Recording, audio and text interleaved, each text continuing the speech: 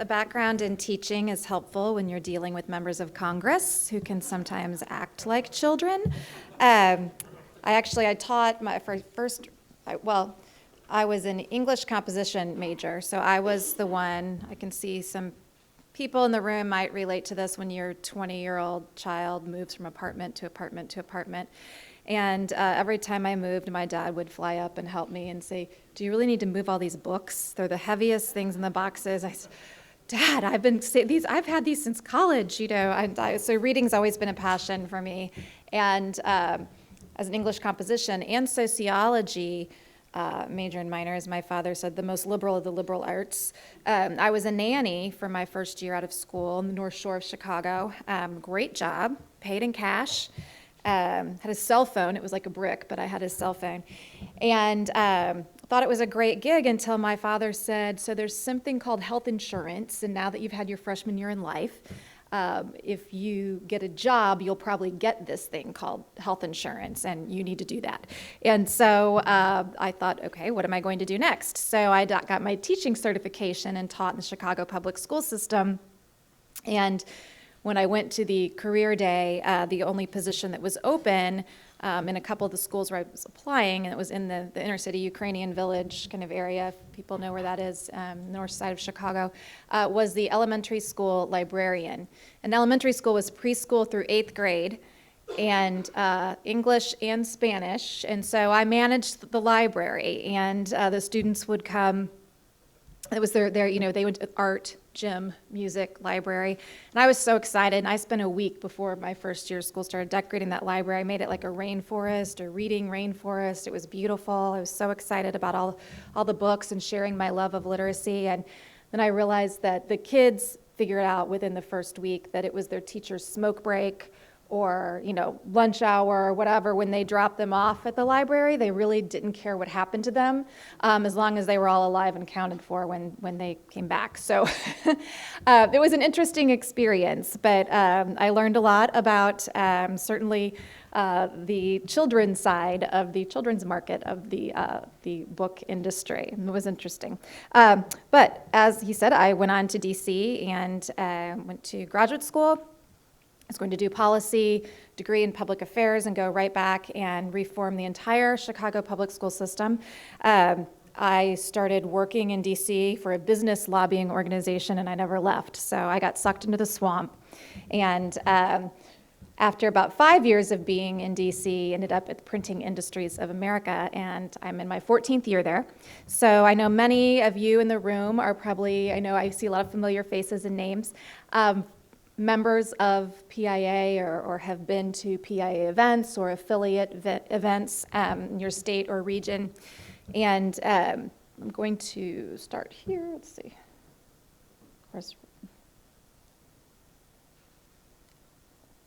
Oh, the big green one. There we go. Okay. Great. So anyway, thank you very much to Matt, and thank you to the board for inviting me to be here with you today. Because representing PIAA as a Vice President of Government and External Affairs, I'm representing a very diverse industry, all kinds of print. So it's interesting because we have taken as a whole, the industry has such an impactful economic footprint, and we can really have a loud, united voice together when it comes to advocacy, particularly on Capitol Hill. But it also means that we have a diverse advocacy agenda. Some issues are maybe more relevant to printers in the direct mail side, some are more relevant to the printers in the book side, to the pharmaceutical printing side. And so what I'll talk about today are some of the more unifying issues and issues that I know I've heard directly from some joint BMI and PIAA members are of interest to you all. So I'll kind of look at the advocacy agenda, look at what unites us and really what I call our common advocacy narrative, and preview a few of the hot issues that are on Capitol Hill right now, the political dynamics, the I word, impeachment, and finish up by talking about how we all can work together to advocate not only for the industry, but for your own companies as well. And I don't know where Matt is, somewhere in the back, but I said we would certainly leave time for questions. So with that, we will get started. Our mission statement is very simple for sports fans. It's offense and defense. And it was interesting to speak after the political scientist and kind of the theory this morning. And I know there's going to be some economic discussion later on today, but obviously the politics and the economic situation drives what we're lobbying for on the public policy side. Anything that on the offense, it's anything that's going to create market opportunities or create an opportunity for your companies to go into maybe some different areas. And on the defense side, it's obviously bad things that will restrict print in any way or make it more expensive to run your businesses. So looking at our advocacy agenda, we break it down into two buckets, what I like to call the industry-specific issues and the general business issues. And I'll take the general business issues first, and I'm not going to go through all of these, don't worry, it's not like high school civics class, I promise.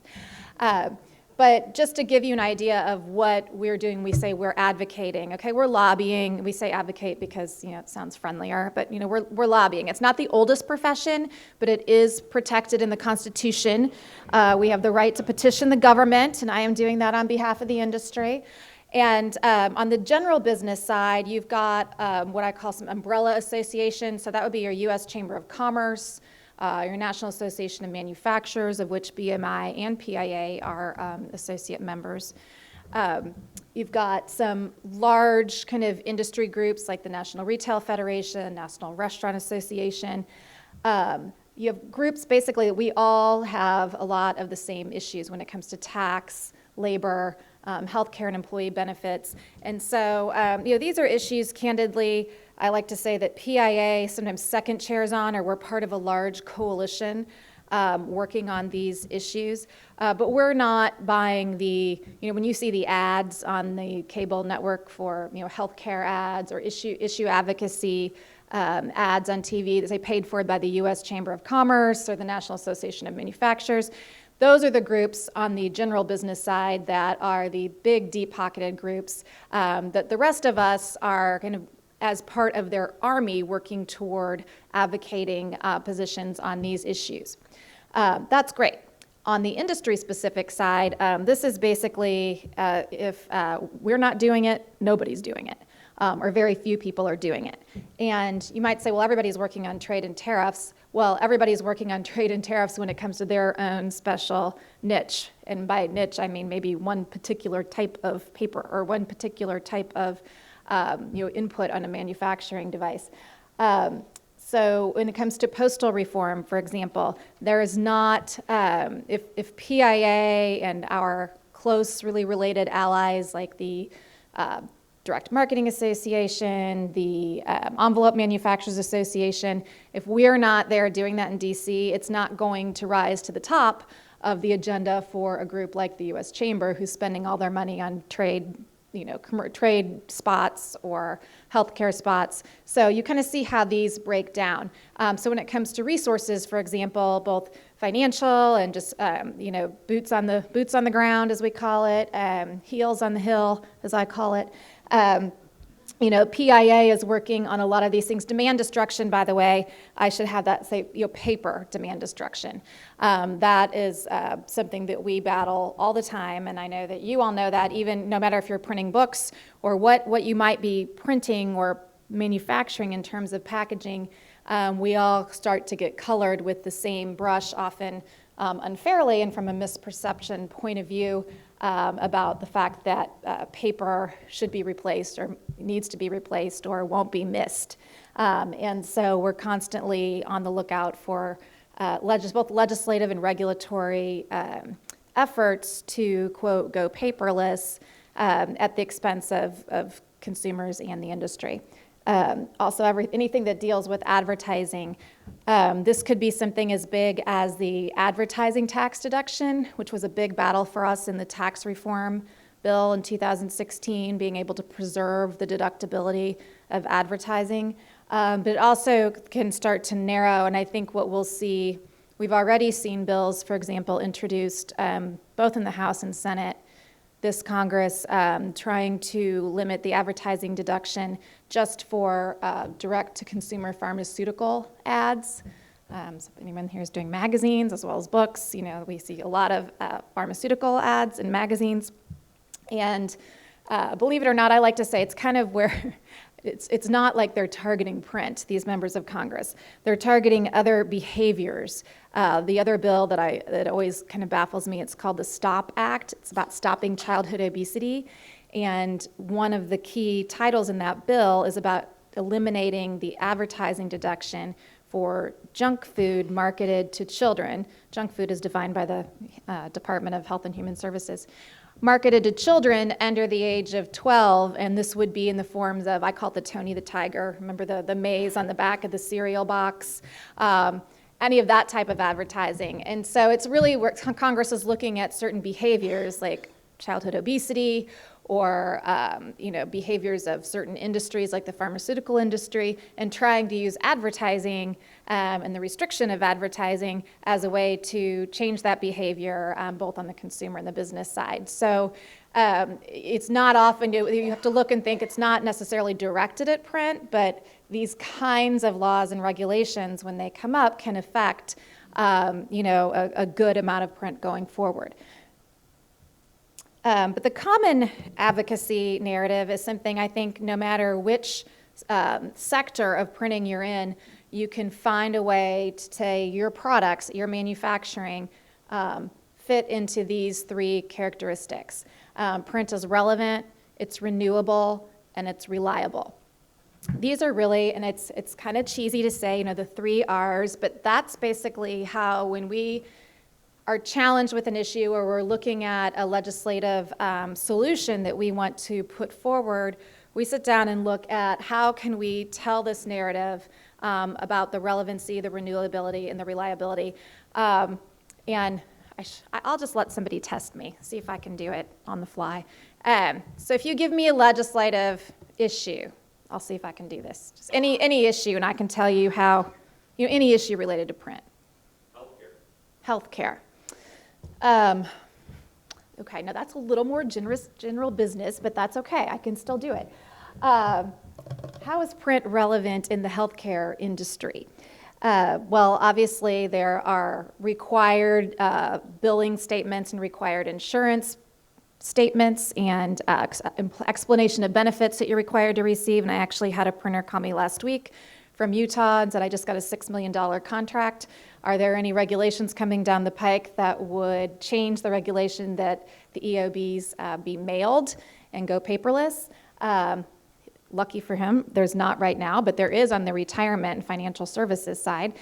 So it's relevant because it's a required mailing. Obviously, the paper statements you're getting are renewable. Paper's a nice renewable resource. And the reliability is probably the most important thing when it comes to anyone. I'm talking about like printing for healthcare, not like receiving healthcare. But in terms of privacy and information and security, anything you get in a printed, sealed envelope is going to be probably the most secure way you can receive something with personal health identification or identifiable information on it. A lot of people don't want to have to use online portals. They prefer the reliability and the security of paper. Do you believe it? It's true. I know that really wasn't where you were going with that, but that's where I had to take it. So, and that's being a good lobbyist, right? I changed the narrative and flipped it onto an issue I wanted to talk about. But in all seriousness,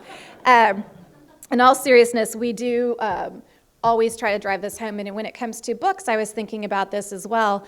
I noticed I was looking, kind of doing some of my research on the economic side coming down here, and I saw that the Association of American Publishers, we coordinate a lot with them. They focus more on copyright issues and judiciary issues, but certainly we coordinate on certain issues together. The newsprint tariff obviously was one recently that we did, as well as a few years back when there were regulations on children's books, the Consumer Product Safety Commission. We were working, on a weekly, if not daily basis with the Publishers Association at that point.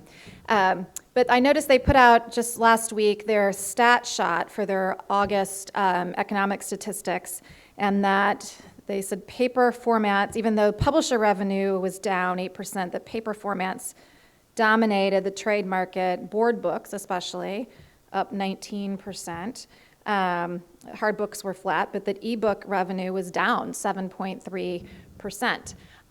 So I look at that and I think, oh, when I go to the Hill, I can say books are relevant, printed books are relevant, even though there's this perception maybe, there are a lot of young people working on Capitol Hill that everybody's reading something on an e-reader.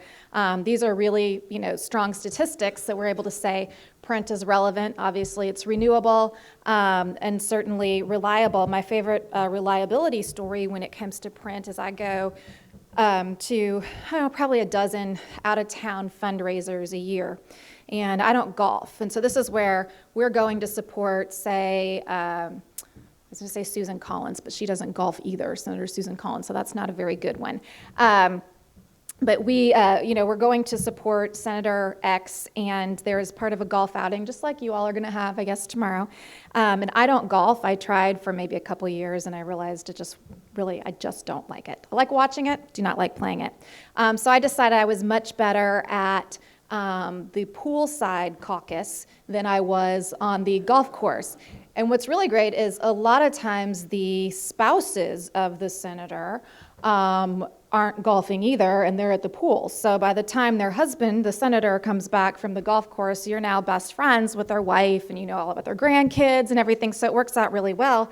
Plus, I always have my reading material. I always take magazines, and I always have my hardback book, and modeling behavior, helping spread the word about the industry. But we were at one of these events, and it was in Florida, and some other lobbyist from another industry said, my Kindle's not working, I can't get it to la la la la la la.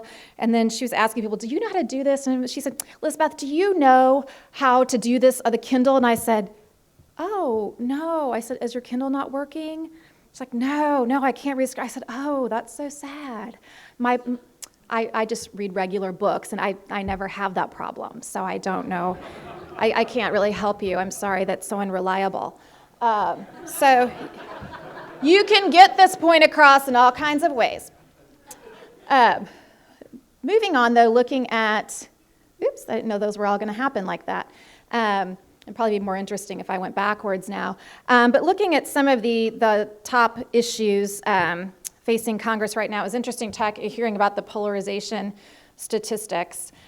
Someone asked a question about business, and you asked about the influence, and he talked about pluralism, and which I thought was an interesting answer. But it reminded me of another statistic I read just this morning, that it was about views toward capitalism versus socialism. And this should concern all of the business people in the room. The Generation Z, so that's high schoolers, right? Generation Z and the millennials were asked if they favored capitalism very strongly or even somewhat strongly, and it was less than 50% had a favorable view of capitalism, which is sort of amazing. So I digress, but it made me think of, these things are important. And so these are the important business issues. He's also talking about polarization issues. So things like big healthcare reform, big tax cuts reform, climate change, Green New Deal, all of these big issues that are the most polarizing issues probably, as we heard, between the two parties and the two even factions within the two main parties. We're going into a very contested election year. It's going to be here before we know it, 2020. So I can tell you that none of those big things are going to happen between now and next fall. Okay, none of the big things like that are going to happen, because they are all going to be, and as they should be, they're going to be presented to us as voters as choices, as differences, whether we see that already now with the Democrat primary debate. You have a spectrum, maybe not a large spectrum, but a spectrum of differences on, for example, Medicare for all and how to fund that. Obviously, that becomes more polarized and more distinct of a choice as we get into a general election mode. But for the big ticket items, right now, those are all going to that path of being presidential debate topics and choices that the voters will make. So some people get frustrated and say, well, then what is Congress going to do? Because they can't, quote, do anything because of the election. And that's, a load of malarkey, really.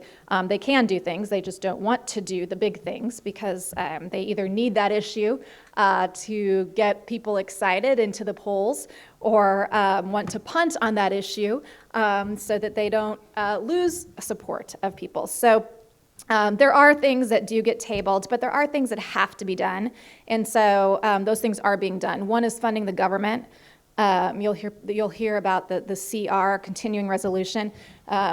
Basically, is the government going to continue paying, federal agencies? Are they going to keep the lights on? Or are we going to have furloughs? If you remember, we had at the beginning of the year.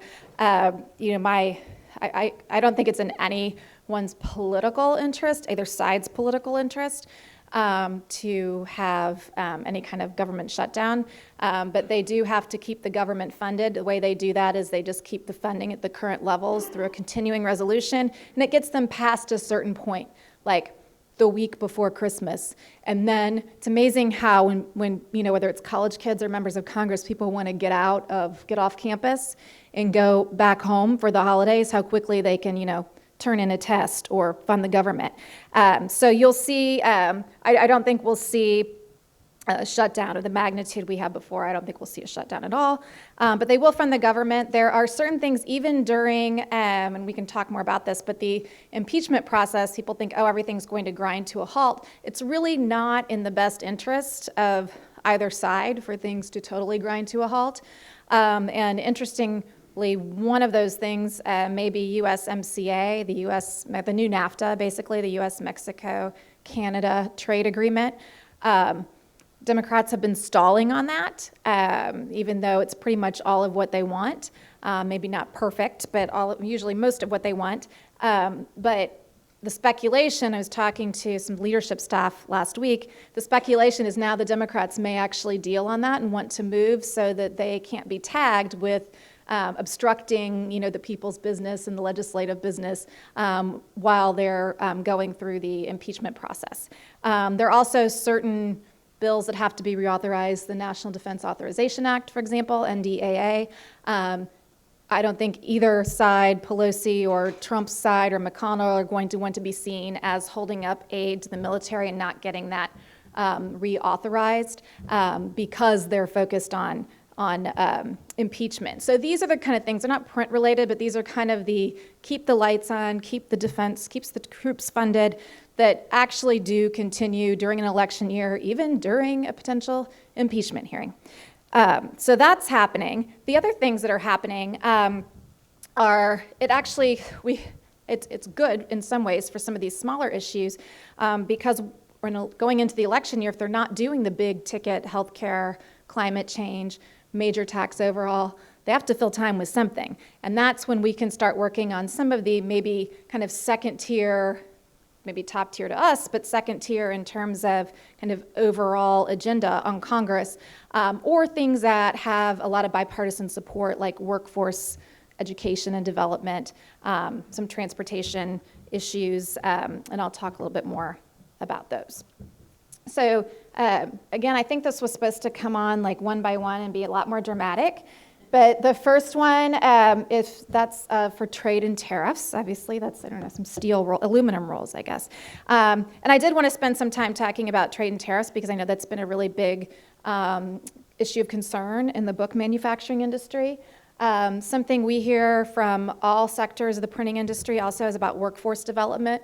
I know we're not alone in that. Manufacturers across the board are looking at, with concern. But certainly in legacy industries like ours, how do you get the next generation into programs and well-educated enough to be members of the printing and book industry? As well as I'll mention postal reform and some transportation. We do a survey every 2 years at PIAA asking basically what keeps you up at night on a schedule or survey from 1 to 5. How concerned are you or is your company about issue X, Y, or Z? Tariffs and trade for the first time were in the top 5, unsurprising given the economic scenario of the past year and a half. And transportation costs were in the top 10 too.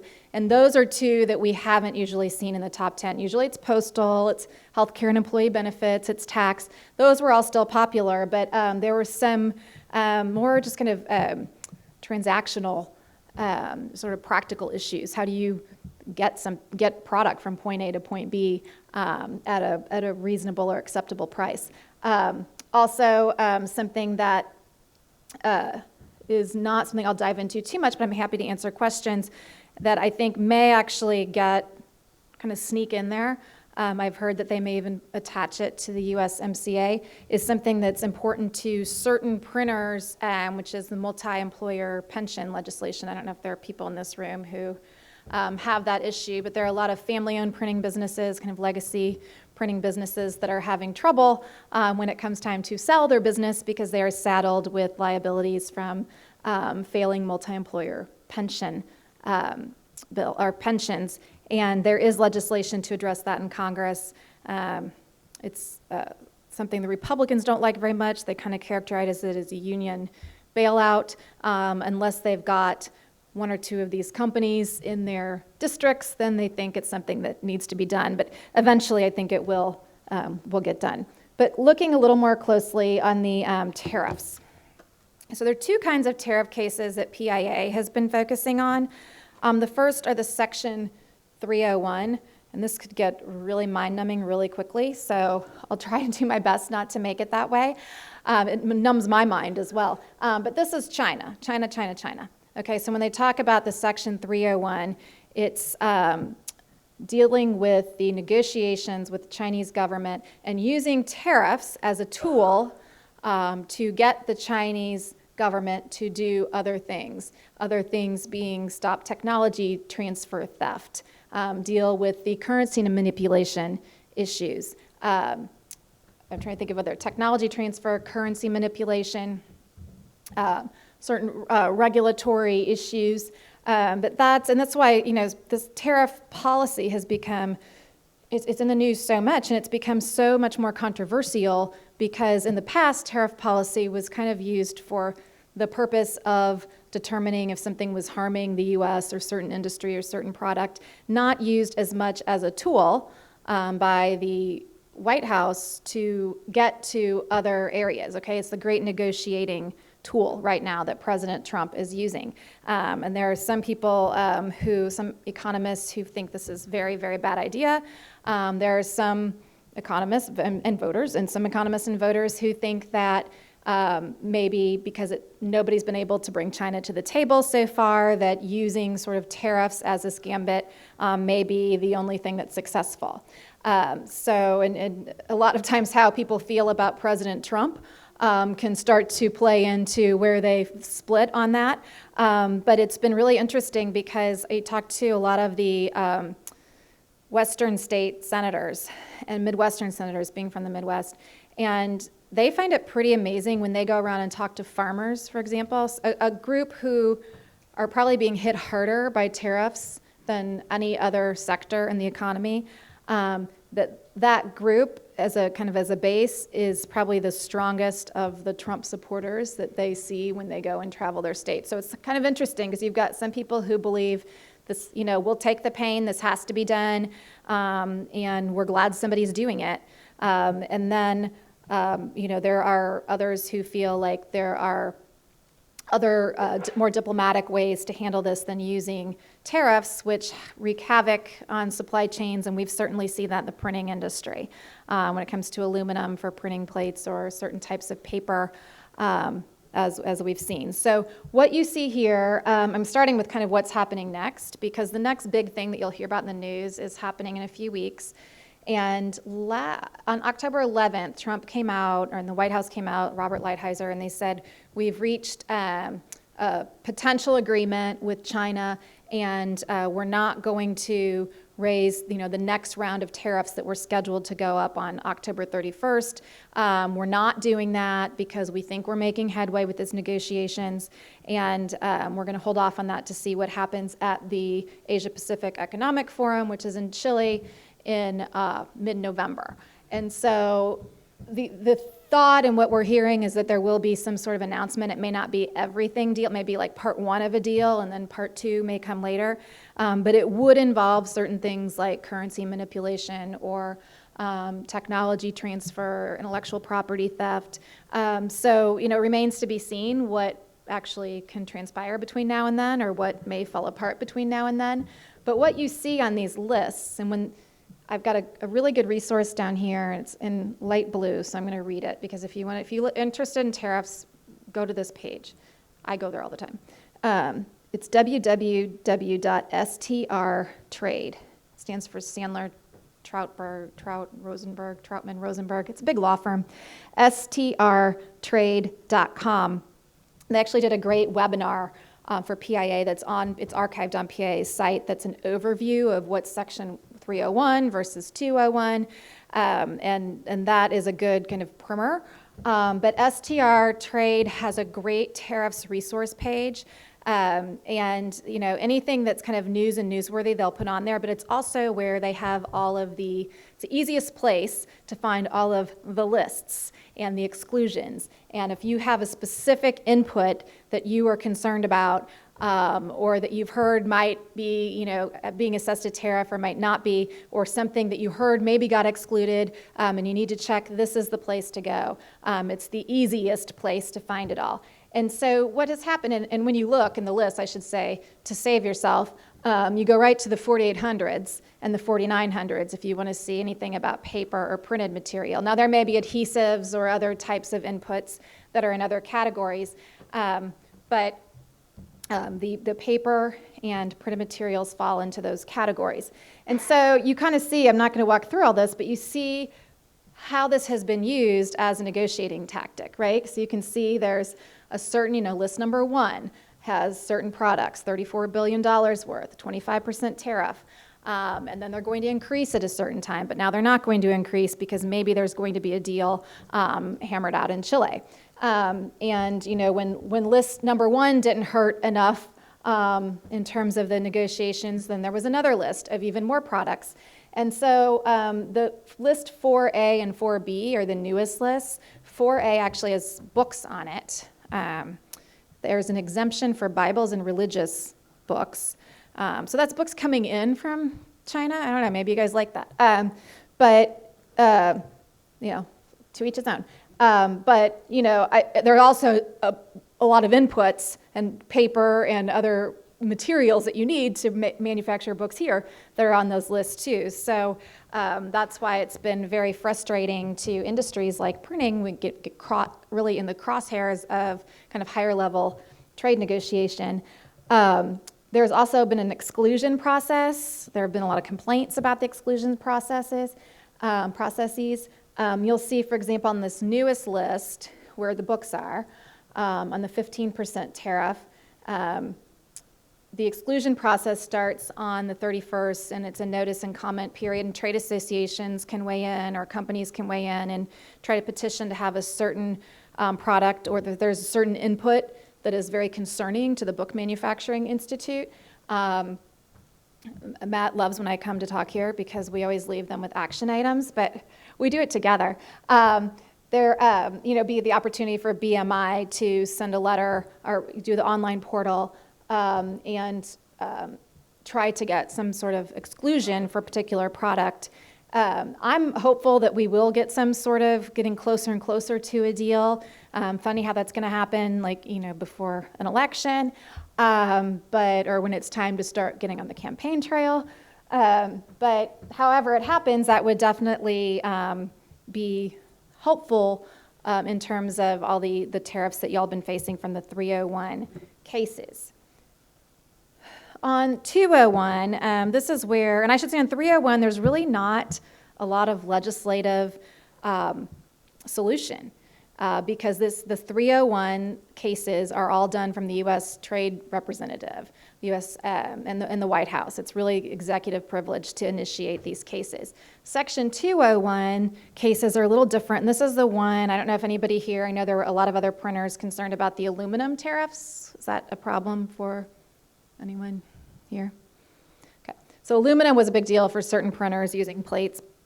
It was aluminum, steel and aluminum were the big ones, and there were some other products as well. This did not involve China. This was about products, for example, coming from the EU. But the Section 201 cases typically are referred to as national security cases. So this is when the White House can say, we need to implement a tariff on X product coming in because it's a threat to our national security. This White House has been very aggressive in using Section 201 cases for what many members of Congress believe are not legitimate national security reasons. So when the tariffs are on aluminum used for printing plates coming from France and Germany, it's kind of hard to make the case that there is a national security threat based on those products and those products coming in. This is somewhere where Congress can exercise some authority, and PIAA is a member of the Tariff Reform Coalition.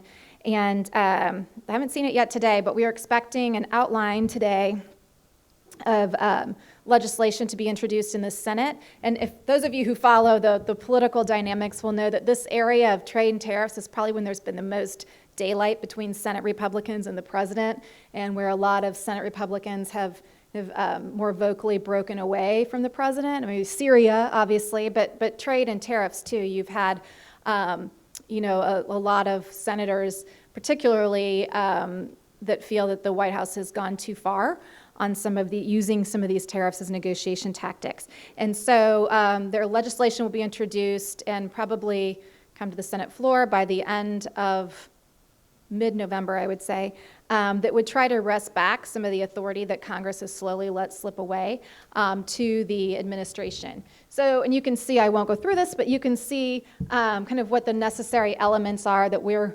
asking for.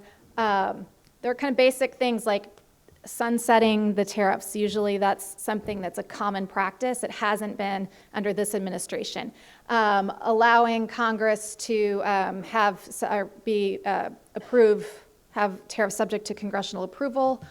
These types of things that would kind of be a checks and balance, basically, between the executive branch and the congressional branch when it comes to tariffs. Because what happens, right, is the tariff affects the book industry, and you all complain to your senator or your representative, and they have to come back to you and say, we're either helping you, we're not helping you, we can do this, we can't do this.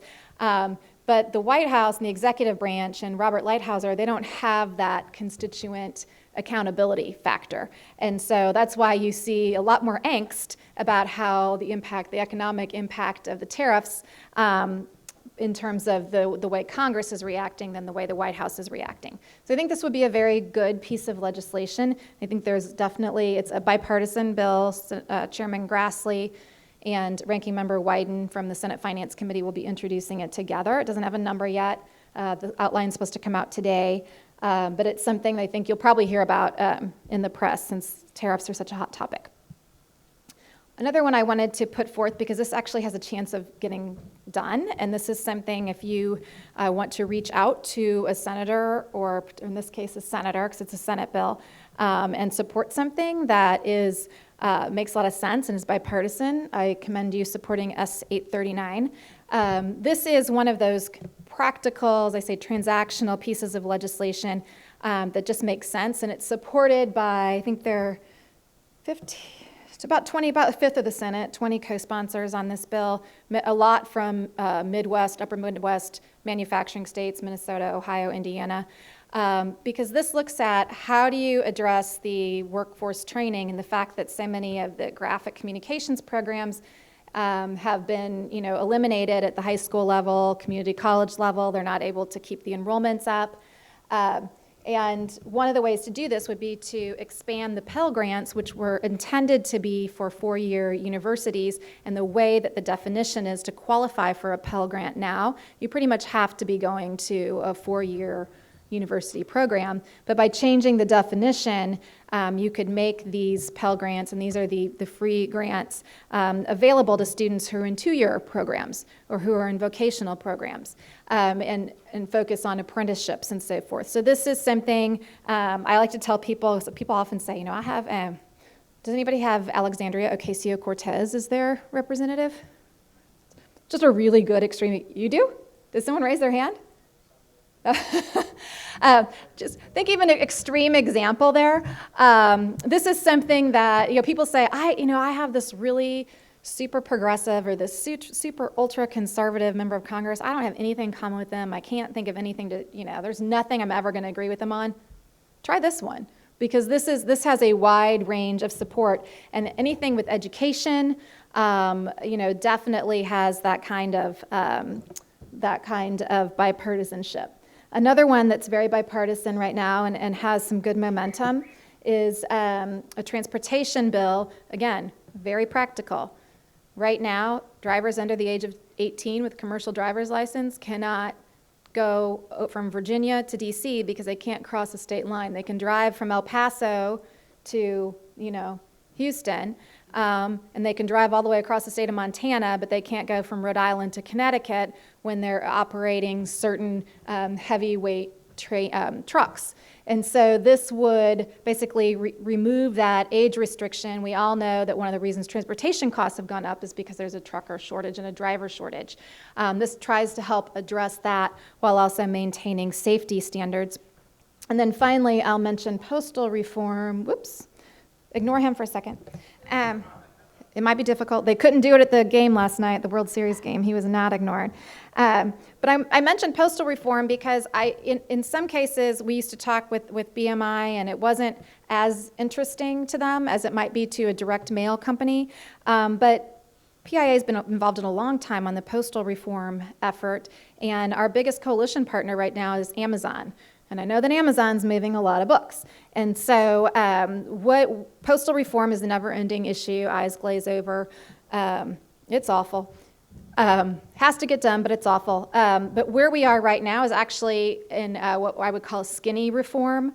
There's a bill in the House with 270 co-sponsors, and it's Bill HR 2382. And it's not trying to reform the whole postal service or deal with all the political things like 7-day mail or 5-day mail or labor union contracts. It simply removes the prefunding requirement. Right now, the Postal Service, some of you who follow the Postal Service policy may know, the Postal Service is required to prefund up to 75 years of retiree and health care benefits, people who aren't even working there yet. It's the only federal agency that has to do this, and it's certainly not best practice in the private sector. And so this would repeal that. When you look at the Postal Service's books, the reason they've had red ink for the last 5 to 10 years has been mainly because of this prefunding requirement, and they've been defaulting on it year after year after year. Again, a very bipartisan bill. It's what I call skinny reform, but the whole theory behind that is you adjust that, you take that liability off the books so that when the Postal Regulatory Commission is looking at its rate review and how to address rates going forward, they're looking at a much cleaner picture, and they're looking at a truer picture of the Postal Service's operations and revenue without having it drowned out by this prefunding requirement. And that's something we'd like to see done by the end of the year. If you all have an interest in that, you'll have my contact information, but I would love for you to engage with us on that. Finally, I mentioned impeachment already. I don't know what to say about it, other than it looks like it's going to happen. The timeline now, we hear in the House, is by the end of the year. They were saying by Thanksgiving, but probably by the end of the year, the House will move forward on impeachment. I think the Democrats right now are kicking themselves a little bit that they wanted to make all of these proceedings secret because they've had some pretty explosive testimony now that probably they wish was public. And so they've been getting kicked a lot on the process. But aside from the process, it looks like they will move forward. I think you can if they bring it forward, it will pass the House. Senator McConnell will be in control of the impeachment trial in the Senate. That probably would start after the first of the year, would be probably the fastest, it will be the speediest way it could possibly be. They're not going to spend a lot of time on it. He won't be convicted in the Senate, and then we'll all take a breath, and then it'll be, the election will be game on at that point. But it'll be a distraction, no doubt about it. But that's how it looks right now. That was the original field of Democrat candidates. I think it's shrunk by maybe half. I don't know. You tell me, Donald Trump, Elizabeth Warren. I don't know. Those are the two top runners on each side of the ticket now. It's going to be a very interesting election. And I think all of the things that the dear professor said about the polarization will continue. And we may have two of the most polarizing candidates ever. If you thought Hillary Clinton and Donald Trump were the most polarizing candidates on a general election ticket, get ready for Elizabeth Warren. This is going to be fun. Or whomever it may be, we'll see. But as of now, it would be a very, very, very polarizing election. I'll close by mentioning, first of all, thank you, because many of you in this room have been supporters of PIAA and its advocacy program. We work really closely with BMI and with Matt and with other industry associations. Print Powers America and Print PAC are both our corporate and our individual giving programs. And if you haven't heard about them, I'm sure you'll be getting a letter about them. At the virtue of attending this conference, aren't you lucky? But in all seriousness, I can look around the room and I see Jim, I see Dwight, I'm missing others, I know, but I see people who've been really supportive over the years of our programs, and thank you. It's really important as we go forward, especially into an election year, that we have all of these resources. And with that, I will say the number one thing you could do to advocate for your company is open your doors. We really encourage facility tours. They're real-life members of Congress, real-life senators, and real-life PIAA member plants. And they're always surprised at how clean it is. They're always surprised at the recycling factor that's going on, and how high-tech things are. It's really important to, if you can, bring them in and show them what your plants are all about, and that they're a really important economic part of the community and the district and the state. And with that, I know we're getting to our end of our session here, so I will stop. Thank you. It's a little bit we covered a lot of ground, but I'm happy to take one or two questions. Yes, sir. Were you surprised by the Justice Department's ruling on the LSC quad acquisition? I was, and it's obviously not something that, PIAA was not involved in that, but I think everybody was pretty surprised. As I understand it, they're not moving forward, right? I think Quad announced that they're not going to pursue any more legal action. And I know that the Association of American Publishers were watching it. I know everybody kind of on the industry, both companies in that space as well as trade associations, were all kind of sitting on the sidelines watching it. But yeah, I thought it was surprising.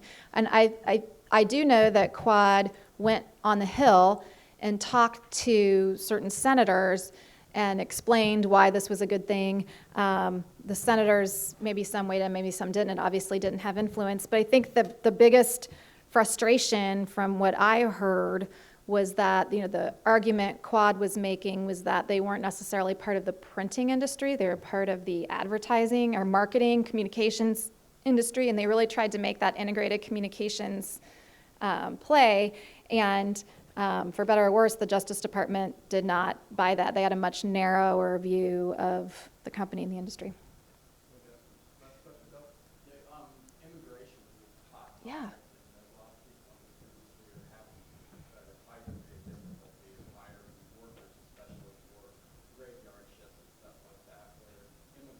Mm-hmm.